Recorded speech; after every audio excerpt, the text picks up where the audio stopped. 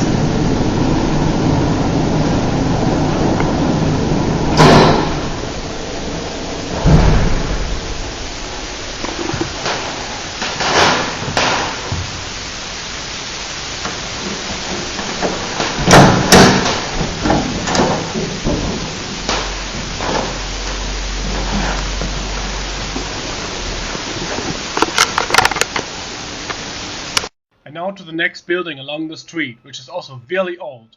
This building used to have no lift, but they got a lift in the 60s, which has got no inner doors. It is a small passenger lift. This lift has been slightly refurbished in the 1990s, but they didn't add an inner door. I think it's quite strange. Instead, the lift is locked off. You must use a key if you want to call it at each floor. To prevent access by just opening a swing door on the floor where the lift currently parks, the lift stops between the floors.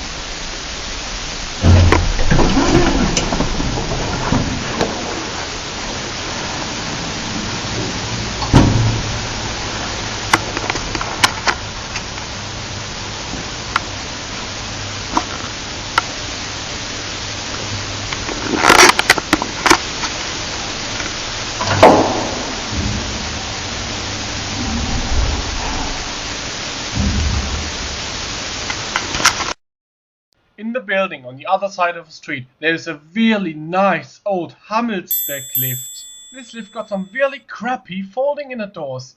Okay, these inner doors are equipped with windows, so the effect isn't that worse. In the lift, all of the floors are locked off, but I asked somebody to ride it with me or later on to call it outside when I'm in.